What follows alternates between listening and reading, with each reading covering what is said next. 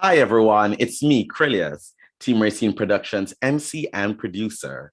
And today, joining me is our special guest, actor and activist, Regina Aquino. Welcome. Hi, thank you so much for having me. Thank you for being here. It is such a pleasure to have you here.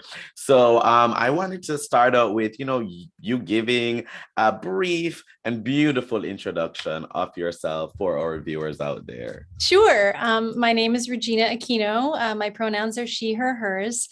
I am an actor, a Filipina actor, an activist, creative director, things, single mother, dog lover, I love total it. foodie. That's who I am. Thank you for having Awesome, me. awesome. So how long have you been working in theater? I did my first show here in DC back in 2003. Yeah, Wow, so it's been wow. almost 20 years. Wow, that is fabulous. That is really, really great. And what kind of roles are you usually drawn to as an actor? Um, wow. Over the past few years, the roles that I have actively pursued and selected are in alignment with my values as a human being. Yeah. I have found, earlier in my career, that's me doing the Merry Wives of Windsor at Folger. I think I may have been the first Filipina to play a lead role on the Folger series. Wow. Yeah, I could be wrong, but I haven't seen much evidence of otherwise. And Hmm. that's Amy Brabson, who was Mistress Ford. I was very Hmm. proud of that production because when I first started here back in 2003, you weren't very likely to see a Black or an Asian lead Yeah. playing Shakespeare or any contemporary theater that wasn't specifically for Asian or Black Wow. performers. So this was a very big moment for me because, as I said, like my work is in alignment with my activism, which is all about, you know, valuable representation. Yes, Yes, yes. and like just centered on Certainly. humanity. Yeah. So what has it been like, being a Filipina actress, here in the district and, being in the theater scene for so long? One, talk to me a little bit about how you've seen, that representation change or evolve over time and what it has been like for you. Because for many people there, they have to be that representation because there are not many others. What has that experience been like for you? Um, it's interesting. I was just like right before this, I was sitting down with someone who just graduated from college, a young Asian man, a young Vietnamese man, talking about that journey Yeah. and how different his experience coming out of school is from when I was in college 20 years ago, and how in many ways it's still the same. Hmm. There are moments when I look back on the lack of representation when I was growing up, and Hmm. just the fact that my body and my ancestry is on stage is an act of revolution within a white supremacist system that insists whiteness is default. But at the same time, I'm just living my life, right? Like when I wake up in the morning, I don't think that I'm a Filipina. Like I don't, that's not my first thought. But when I leave my apartment, I'm very keenly aware, especially when I walk into a theater, I'm very keenly aware of the fact that I am a Filipino woman. Yeah. I I think I spent the earlier part of my career trying very hard to assimilate and to remove Hmm. my ethnicity. For a long time in the early aughts, there was this period of ethnic ambiguity.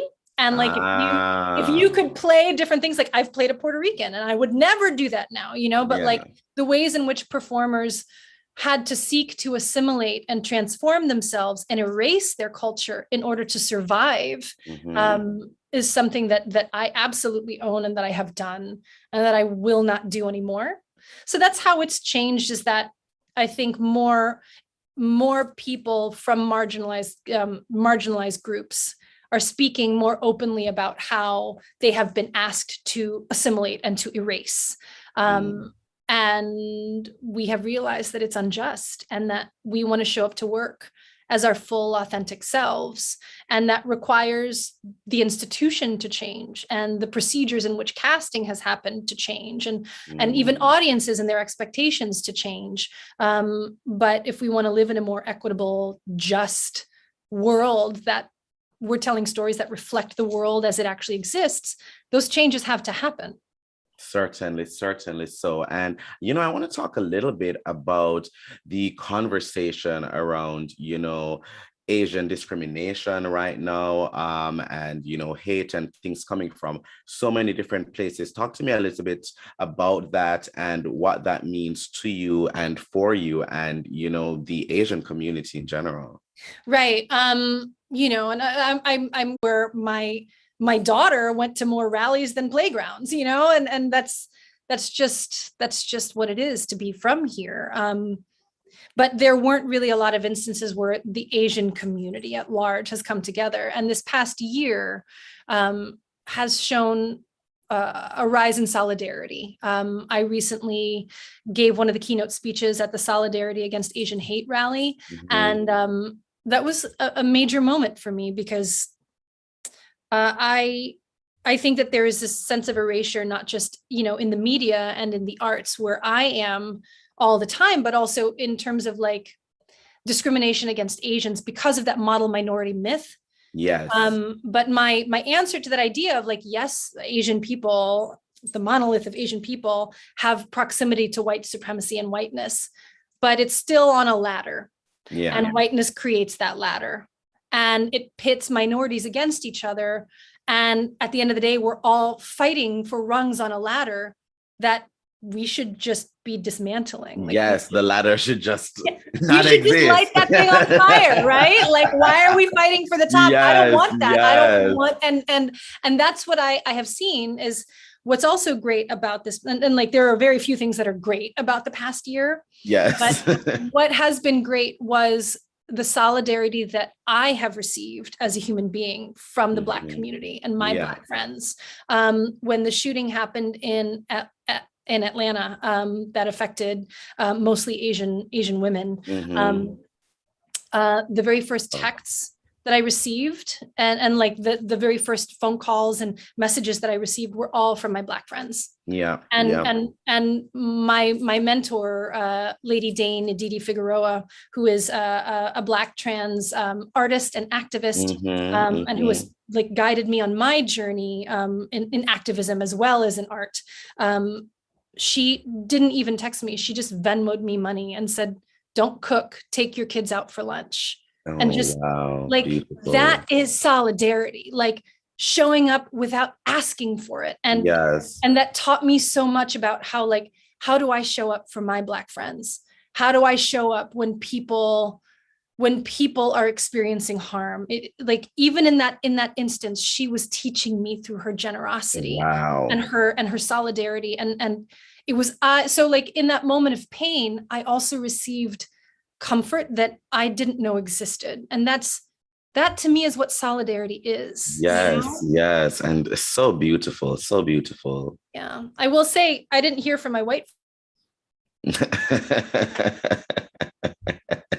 Well, I will say during so much has been going on between last year and this year, and I've heard from many people. My cousin, he's in Atlanta, and he grew up in the suburbs, and he went to mostly white schools, so he has many white friends and stuff like that.